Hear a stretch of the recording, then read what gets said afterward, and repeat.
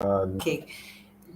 Good day, everyone. Welcome to our JTDA's Lunch and Learn, Navigating the Ethical Landscape of AI. And this is our road to our BizTech Conference, which is coming up soon. So please stay tuned for the dates and what to really expect in the BizTech Conference. But today we are talking about the ethical landscape of something that is overtaking our life. Everyone is talking about AI. Some people are comparing it even to electricity. So to speak to us about that, we have with us Mr. Adrian Dunkley. And Mr. Dunkley is the president of JTDA, Jamaica Technology and Digital Alliance, formerly known as Jamaica Computer Society. And he's also founder of StarApple AI, which is supposed to be the first AI company in Jamaica.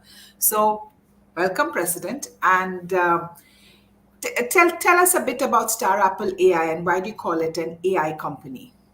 Thanks, Prof. Appreciate it. So StarApple AI, we actually develop AI systems, algorithms. We do R&D. We do software development with the base being AI algorithms as well. A big benefit of what we do is research related to Caribbean and Latin American companies, especially sole entrepreneurs, SMEs, and entities that. Hold on, can you hear me? Just a Hold on. little louder, Adrian. Sure, sure. Yeah, so our focus is on developing AI in the region for the region, ensuring that we can use it appropriately and that people know how to apply these tools effectively for their use cases. So most tools available right now are developed in the US or UK or China. They weren't specifically developed for our needs. There was this assumption that we would be able to tap into and use it appropriately. So we're tackling it from two areas: usage capabilities, power users, ordinary users, as well as developing customized tools to suit our local needs. Excellent. And as we are preparing for BizTech, which is on November 14th and 15th of next month, we're still in October. Yes, it is Yeah. next month around this time. So I guess we will have a lot about, we'll be talking a lot about AI during that time. And it's really good to get the conversation started from now because, as you said, the models elsewhere cannot be used here. And I always give an example to my students in any AI kind of a class I'm doing that if the model for identifying criminals was used from New York was used in Jamaica, what would happen? Hmm. And that's, the context and the data becomes so important. Yeah. Now, Voltaire had said that with power comes great responsibility, and AI is giving us a lot of power. So, on that note, with that power and the responsibility, what are the ethical considerations that people should have, the developers should have, when they are developing and deploying AI systems? And what can you speak from your example, your own experience at StarApple AI? Mm. I'd say the first issue is implementing these tools without understanding the impact it's going to have on your users, as well as your users, friends, families, and stakeholders. That's the biggest problem. So the idea is just because it allows you to do something quicker and more efficiently, is what it is allowing you to do providing good or being fair for persons? That's something very important because when you optimize the process, uh, there's a trade-off a lot of times in terms of that explainability, or you even want it to actually check and verify did it make the right decision, because you're really just looking at it saved me 5 hours, it saved me X number of dollars, versus is it having a negative impact on certain persons? And they may not even know the impact it's having on them. They're just really accepting it because they trust you. You're a bank, you're an investment house, or you're a retailer, or you're a supermarket. So they just assume you have their best interests at heart. At heart. So that's really the biggest issues that we're really seeing right now across different industries. And that's something we need to tap into. In terms of social media, that's a big fair no for younger persons.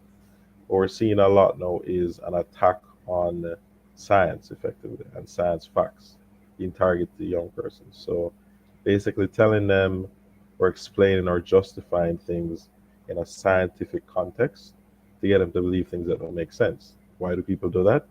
Because they're trying to get them to buy something. So they're buying a toy or they're buying a brand effectively, and they've now trusted this resource over their teachers or family members or actual scientists. That's something that we're really, really concerned about, misinformation being monetized. And you're so right about that. There's a famous, when I saw this movie, Social Dilemma, it was reiterating what I've been saying for the longest while. But I guess when I'm saying it, even in my children, when they saw the movie, they were like in a wow mode. And I said, I've been telling you this for years. It had no impact on them. But there was a very powerful quote in that movie, which you are just highlighting that if something is free, that means you are the product. And the way we use social media, the way we think it's all free, apps that we have, but our data is being used by Yeah, the other product in that scenario. So it's a very powerful statement that everybody who's using anything free should be mindful about, I think. yeah. When you were talking about explainable models and stuff, and it just, a thought just came to my mind. Mm-hmm. They're also going in the realm of Data Protection Act. And I don't know if our Data Protection Act has it, but the GDPR, which we have taken a lot from the European Union's, from not, I don't think it's European, it's the UK GDPR, which we have taken from them. That if there is a model which is rejecting a human person, or it's approving them, they have a right to know why. And Mm-hmm. if nowadays we are using a lot of black box kind of models, everyone is using deep learning neural networks. How would that work? It's something that is a dilemma in my mind, but how are you putting it into action in StarApple AI? So for us, the explainability layer is paramount. And for our clients, it's even more of an issue. So we're looking at it from worst case scenario, which is what if 100% of the customers that you didn't provide a service or you provided an incorrect service flood your email and social media and started calling you on your phone line saying why? Right. Because one individual could say, oh, this company is using some form of AI to make decisions based on whatever it is. Let's attack them for that.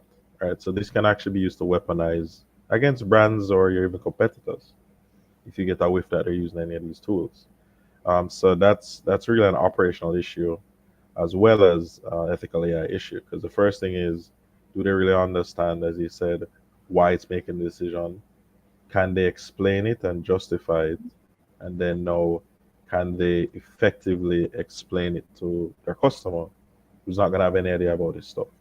So the what we're looking into is LLM specifically for that usage. So we're using AI to communicate AI in a way that persons can understand. Because with GDPR, it's not just about telling people something; they need to actually understand and they explain to appropriately in ordinary language why, what the risk is, and what the data is being used for, and what are their concerns. So LLMs, the benefit there is in plain English, we can tell you why you are not accepted for something, and then we're expecting pushback. So that's something as well. So it's also like a psychological and social science, as well as a literary concern. So the the language component is really, really important. Um, and not to say that you're selling it or trying to incorrectly convince them, which gets back to the ethics of it, but you want them to say, okay, well, that makes sense to me. I understand it. I don't necessarily agree with it, but I see why you came up to that decision. But we will know there are a lot of legacy models where people don't really know why. So you have to backward explain what they're doing, which is the hardest issue right now for us. Right. And that just brings me to, think about the fact that, you're talking about these operational risks of people, customers talking about you. We are talking even about the legacy systems where we don't know why certain things are happening, but they're out in the open. People are using them, right? Yep. We don't know what data was used in creating these models. Now, Do you think there's a role for regulation and policy of AI? Since AI has become so ubiquitous and this whole sense of responsibility. And I remember someone talking about the fact that when we release a new technology in the world, it comes with its responsibilities. And if we fail to monitor those if we identify those responsibilities, it ends up in a race. And we have seen that in the nuclear race, that it only leads to a disaster where everyone is vying to get something. People were even talking about a pause, but that pause, I don't think it means anything in this day and age for pause for technology. So what do you think is the is there any place for regulation and policies, and at what level? Meaning, would it be at a country level? Would it be at a UN level, international level, worldwide? You know, where is role for that? Yeah. So this is a tough question. I was So going to say there's no easy answer for this, yeah. but what would be your view on that? I would say. If I was president of the Caribbean, I would say I'm kidding. So definitely international level, and the reason for that is the open source ecosystem has been so amazing Mhm. and so welcoming. I wasn't taught ML in school specifically, so I'm actually a mathematics and physics student. I did comp sci course, I did econ, I kind of jumped around, not knowing what to do with my life. But a lot of what I know is actually based on finding persons online, developing friendships, contacting professors who are willing to share their publications with me for free. Because now at the time you can't afford a $50, $100 US subscription. So that open source community is across regions, and even regions where on the surface they're not free. I'm not going to name specific countries, but I think we know. I've been supported by scientists in those regions. They've been freely willing and happy to help me learn and develop my peers as well. So from an international level, yes, definite regulation, and then a local level as well, because the concern is, do we have appropriate legal infrastructure and regulation in place right now, where if somebody uses a deep fake to impersonate you, take from your account, to appropriately get reparations for you and then punish that person. I can't really say if we do. I'm going to say maybe we don't, but I'm not a legal expert. But we need things in place to ensure that persons are deterred. So the balance now, which is the biggest issue, is how do you put in regulations without stagnating innovation and development right now? Mhm. But it's really at the point where you can't really control it. Like a model can come out tomorrow and you can deploy it. And even if that model is taken down, there's a version put out where you can have it installed. So, for instance, AI agents, we have a lot of AI agents running right now, and it's not just running in the cloud; it's actually running on local devices. Why? Because the person's just open source that code and allows to use it. So the benefit is these tools and approaches can be applied anywhere in the world. All you need is innovation and people willing to do it. But at the same time, we're seeing a lot of negative uses as well, and that's where regulation comes in. So, yeah, they're gonna have a really tough time trying to find that balance. As you speak about AI agents, can you share with our listeners and people who are watching this while they're eating their lunch? What are some examples of AI systems around? Sure. So let's start with the really popular ones. You have ChatGPT, large language model. Basic idea is it understands Mhm. text, can comprehend what you're saying, it can export, can code for you now, it can create visualizations. You have diffusion models now.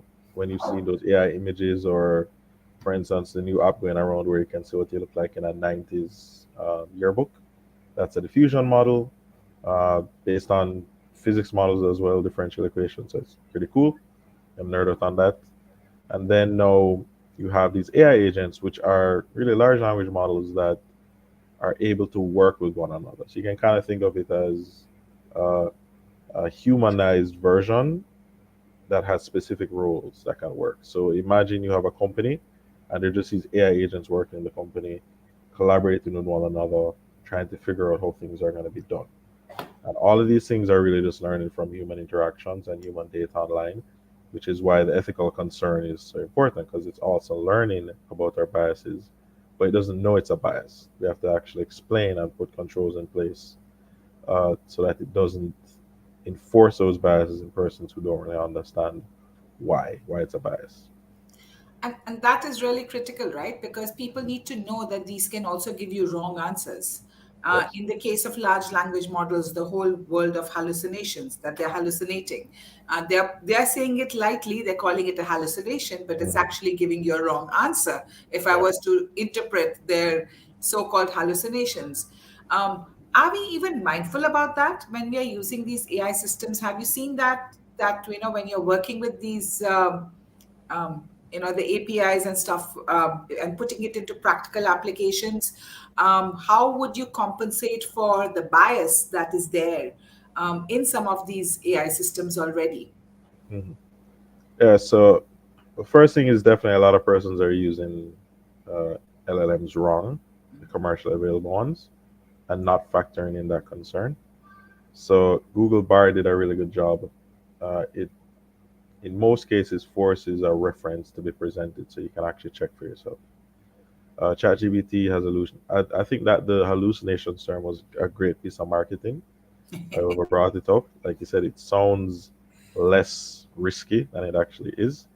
For us, we start with a knowledge base. So in a specific industry, we start first with the human experts, and we start with a huge corpus, so documents and files, verified information on a specific topic. And then we have a human in the middle of all of that to actually verify the outputs, as well as putting in pretty much like a score to say what's the validity of this score. And the validity is kind of based on what Google was doing. So Google search is really good because it distinguishes page ranks, and it's basically if a lot of people refer to this one source, it's probably more trustworthy, right? So it's like us humans. If we hear something many times from different sources, we're more likely to believe it. But obviously, there's still limitations with respect to that. So that's the approach basically that we're trying to use. But we still have humans involved in the process, and everything we do with LLMs, the end is always, oh, get a human expert to verify it. If it's creativity, then that's lower risk. You kind of want that level of just sporadicness and freedom. So for like marketers trying to come up with content, that's fine. There's no issues there. The imagery is a concern though. There are some tests for that. So we always say you don't want to get canceled. So if you're using these things to create AI art, check for a few things. Um, how do I say this without getting us like demonetized if we're trying to get monetized on YouTube? Check that there are no explicit imagery hidden in it. Check there's no verbiage that's gonna offend any segment anywhere in the world. And then third, check to ensure there's no symbolism that may be taken inappropriately by your core audience as well as other audiences. So you still want to do again humans verifying the output. It's extremely important. Yeah, I'm with you there because I even try and tell students that if you're using these tools, remember it's a tool. You take ownership of that. And I always, I'm amused by those lawyers who use ChatGPT to fight a case. And of course, it gave them references and cases which don't exist. And they were Yeah. quite silly in going to ChatGPT for information like that. But the ironical thing was when they had to now be in court and they used lawyers to defend them. They didn't use ChatGPT to defend them. So that when you're using a tool, take ownership of it. Right. There must be human like over must be a human overseeing the output all the time because Yeah. you're using it as a tool. It's your output that you're giving out. It's coming from you. So I totally endorse that, Adrian. I think that's very important that everybody who's using these tools understands that don't ever use the output blindly. Yes. If you're giving it out, make sure that you're vetting it and you're really looking at it and seeing that is what you really want to say to people. But it does have lots of advantages too. Hmm. And if I might just share a little example with you that I gave an assignment of AI and ethics because I teach the course in AI at UE to our final year students. And I told them to put a particular prompt in ChatGPT and Bard take the output from that and make it their own.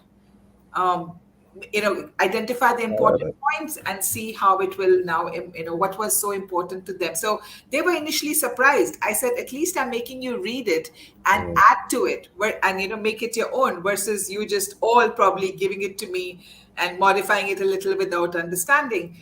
So I think we have to also, as a human race, learn to use these tools properly, yeah, yeah, and that becomes powerful. Now the the biases that are there in the data, which is there already in these systems, because they have been developed in regions with a particular ethnicity. How when What advice would you give to people who are building models here using these AI tools to be mindful about? so gender bias, racial bias, age bias, but also there are other biases that you may not consider. So religious context is really important, even if it's not important to you. But also backgrounds, so socioeconomic backgrounds. But an interesting one that isn't really tapped into a lot is how did you find your customers? That is also a potential bias that you can actually look at.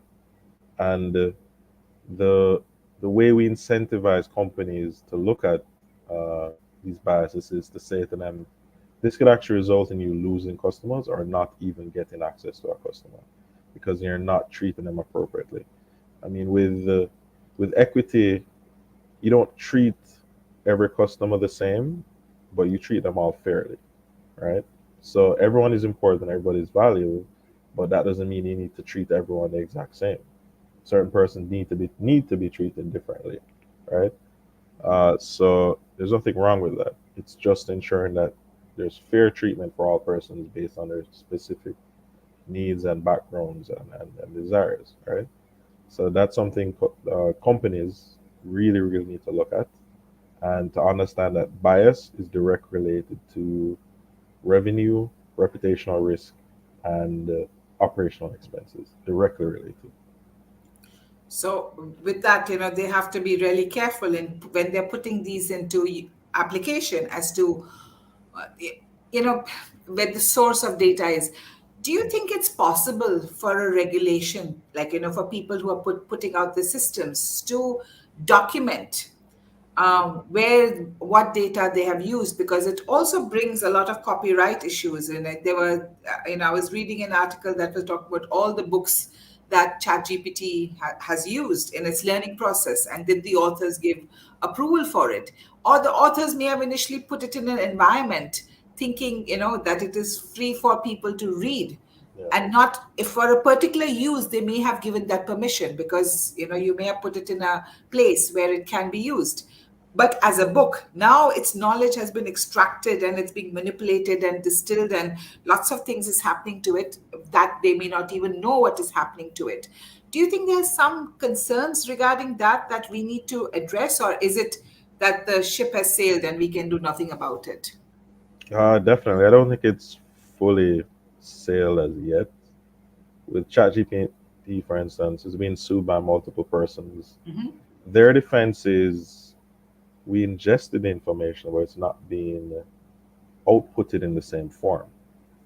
They're comparing it to someone reading a book and then you ask them about the book, right? So just because they explain the book doesn't mean that's copyright infringement.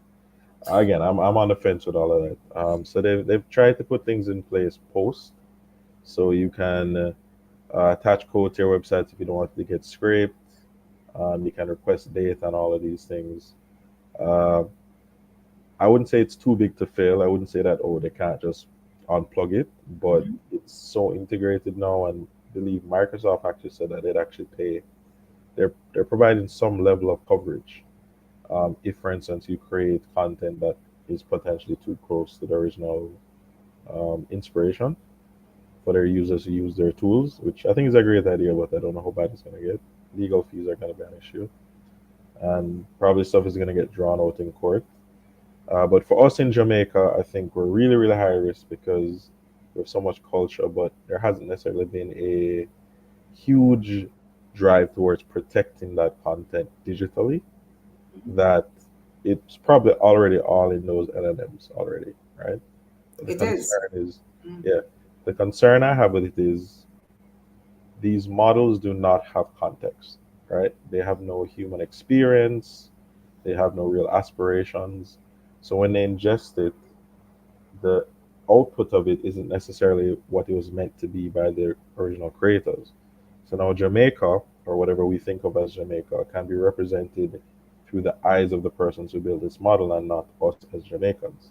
So if you type in and ask about Jamaica, it may say beautiful beaches, beautiful sand, huge crime rate, all of these things, um, without the context of, okay, well, who are really the targets of these crimes? How safe would I be as a tourist? So we've just lost tourism revenue because somebody typed in, should I go to Jamaica? Is it safe? When technically they're probably safer in Jamaica than their specific state in the US or UK, right? So that lack of context means we have to protect how we're represented, and they could actually weaponize it against us if we're not careful. So I think we have enough time and we have enough pull where we can actually do some things about that. Yeah, you're so right, And when you were talking about Jamaica, a colleague of mine in the department, in trying to come up with the hallucinations, actually had a prompt which was asking, which city is in South, Kingston or Montego Bay, and it would actually give the answer. It was Montego Bay. I think we used it many times to show that how the LLMs were hallucinating, and it seems to have corrected itself. When I was trying to show it to some students in a class, and that time it came up with that actually Montego Bay is on the north coast of Jamaica. So, even something simple initially when we started out by asking the question, which one was, in the north coast of Jamaica, it was actually saying that Montego Bay was not there. So it can get very simple things wrong, but it takes a little time for it to learn, and you don't want to be the person who gets it wrong. And you're so right, in tourism, when you don't want to be giving those answers to people, um, which are, which is again the bias in the data. Yeah. And you probably haven't gotten the data from the people who have good things to say. So you have to be very mindful about that. It's an interesting world that we are living in. How do you see it evolving in Jamaica? How do you see we in Jamaica could benefit from it? Hmm. Definitely. I think a big thing for us is, I keep saying it because I need to reinforce it. In my opinion, Jamaica has the highest value of creativity per square mile, right? Highest concentration. And that comes from diversity and big melting pot and what we're doing. So we've done, you know, so many things in a short period of time. We have such an impact on culture and entertainment globally. But that creativity can be expanded to STEAM, science, technology, engineering, art, and mathematics. Mhm. To me, there's no difference between science and art other than the way you present uh, your content, your creativity. So even though we're the first AI company, the plan is we don't want to be the only. So we're trying to launch as many as possible because there are just so many issues and problems that we're looking at. We're actually starting a fund, FYI, in regards to helping other entities launch AI companies because we have crime, we have tourism, sports, arts, retail, brand Jamaica protection, so many things that we can tap into right now and need as many resources as possible. And you don't have to be an AI expert to use AI very effectively to do what you need to do. You just need to be an expert in whatever field that you're looking on. So that's one way that we're trying to help. That's one way Jamaica can really benefit. Not to view AI as, um, like you said, like it's not magic. It's just a tool that we can apply effectively. And the Right. benefit is it's supposed to save you time. It's supposed to save you money, effort, or provide you foresight to do things. So we have a lot of young people here who need jobs, uh, looking for work as well. StarApple Please Apply. Careers at StarApple.ai, sponsored. Um, it's just tapping into them. We may have like the next Albert Einstein somewhere around the country. They just don't learn the same way we think traditionally, and they need a way to express it. And AI can actually provide them with Provide that. Yes. tools. So You're so right, Adrian. And as I see the time coming to an end, what I would like to say is that AI is for all. It's not for only those in some of the ivory towers. That's one thing very clear. So, anybody who is listening, whatever field you may be in, AI is for you. And hence, as Adrian says, we need lots of companies here who are going to be getting into AI. And AI dilemma, the questions, the ethical questions are not just for philosophers. These are for all of us to battle out and get it right. And hence, JTDA really provides that platform to everyone. And with this BizTech conference that we have coming up on November 14th and 15th, I think there'll be lots of conversations around AI because it is so topical. Presentations, it's a 2 day, I should say, of a fun of, 2 fun days of technology and learning. Yeah, Um, workshops, all gamut. Yes, and I think I encourage everyone to participate and attend and do it and register as soon as possible so we can plan for it accordingly. So thank you, Adrian, for taking us through and navigating us through the ethical landscape of AI, especially Perfect. what we are doing in Jamaica. And Yeah, this has been a great discussion. Thank yeah, you, everyone, for listening in. thanks everybody. Let me just add one more thing. If you want to really know how to apply AI to your business for maximum returns, proven, evidence based, local companies like you yourselves come to BizTech. Great. Come to BizTech, Yeah. November 14th and 15th.